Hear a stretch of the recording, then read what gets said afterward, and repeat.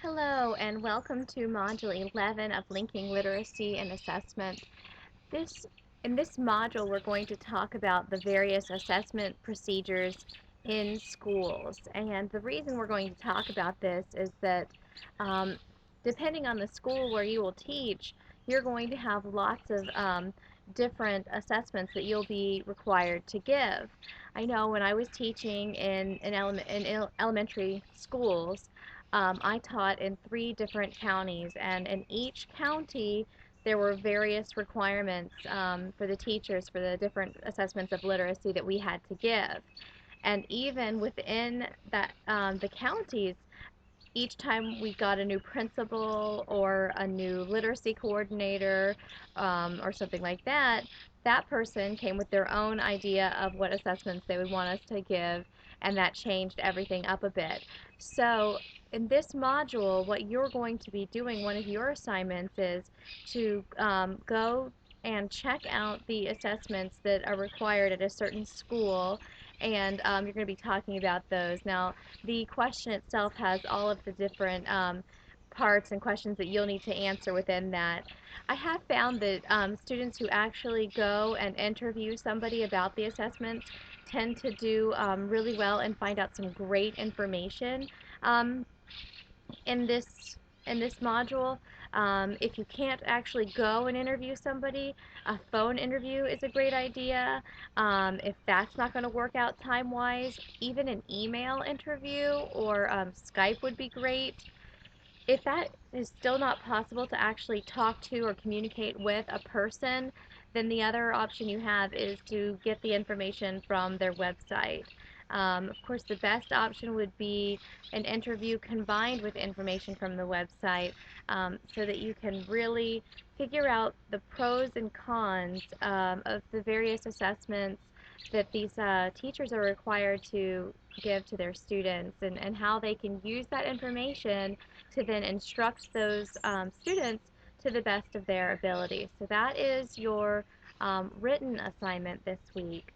Um, your discussion board assignment actually kind of piggybacks on our last week's topic in Module 10, when we were talking about special needs children, and you're just going to be talking about your experiences with special needs children in schools, either when you were growing up or maybe now if you happen to be in a school or working with children with special needs.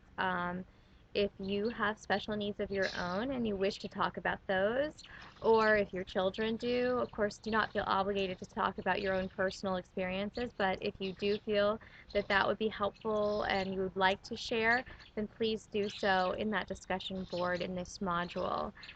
Um, your extra point activity for this week is going to be with, it's going to kind of piggyback on something that you're already doing, so you don't really have to do a ton of anything extra for this extra point, really. When you are talking to this school system or teacher or principal or whoever you've decided to interview, I would like you to find one assessment that you either haven't read about, haven't heard about, or we haven't discussed, something new, and I would like for you to go ahead and post about that in our ongoing tutoring discussion and share that with everyone else. So you're probably learning some new information here. Let's go ahead and share that so that when we get into the school system in our first experience with schools, we have this wealth of knowledge of different assessments. Maybe we haven't given them all, but when you get in there and they say, okay, we're going to give this assessment, you can at least think to yourself, okay, I've heard of that. I know what it is. I've got it in my assessment chart, and I'll learn more and be able to give it. So as you add those to the ongoing tutoring discussion and you're telling others about these various assessments that you've seen, please give a description of the assessment, and then if you even find out some additional information that the teacher has given you about it, perhaps they tell you the length of time that's required to give it, or they tell you, okay, well, one con about this assessment is it can only be given one-on-one, and that really is hard to arrange in a classroom of 22 kids.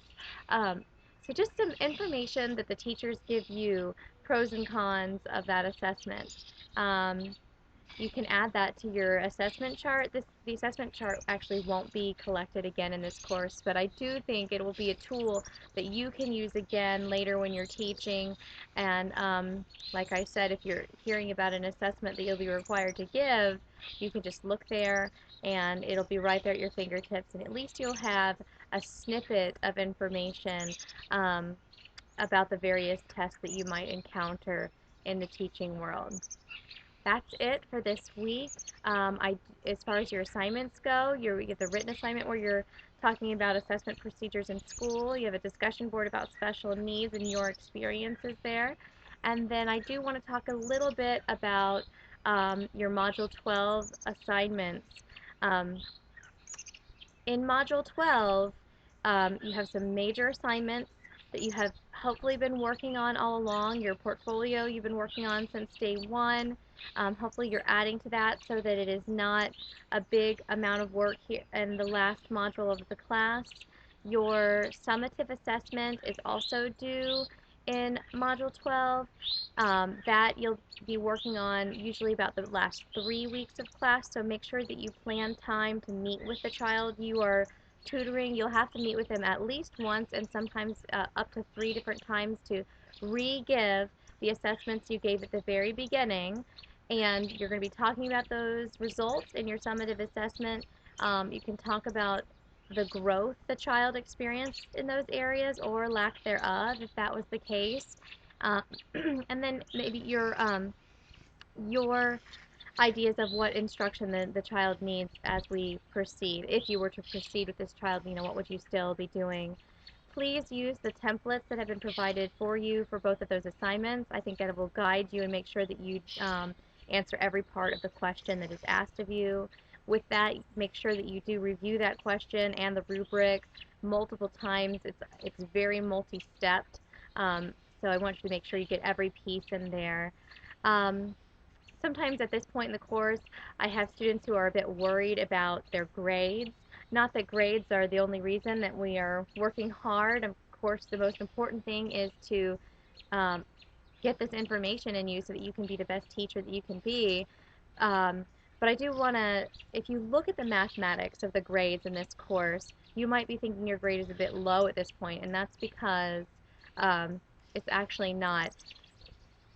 In modules 10, 11, and 12, if you add up all of the assignments that are due in those 3 modules, it's 450 points, so almost half of your grade. Now, you're not doing half of the work in the last 3 modules of the class, but because you've been working on them all along. But what I want to say about that is you have the opportunity here in these last couple of weeks to really pull up your grade if you need to, or maintain that high grade that you have already earned. So please be working hard on those assignments right now. Do not leave them to the last minute. Be making sure that your lesson plans are all organized and dated, that you've followed the instructions for your portfolio. You're in that ongoing tutoring discussion, communicating with your classmates in a way that helps you and helps them. Um, so we're not just saying, good job, great job, oh, I wanted to know that too. You're actually adding to the conversation and giving it value. Those are the kinds of things that are going to get you all 450 or as many of those 450 points that you possibly can get in those last 3 um, modules. So if you are concerned about your points, try to think about it that way. You still have a lot of time to really add to your knowledge bank, which would of course add to your points bank. With all that being said, thank you for listening. I hope you have a wonderful week thinking about the assessment procedures in school. I think you will learn a lot if you're able to interview somebody about this, and I think that'll be a valuable tool for you when you are in the classroom. Have a great day.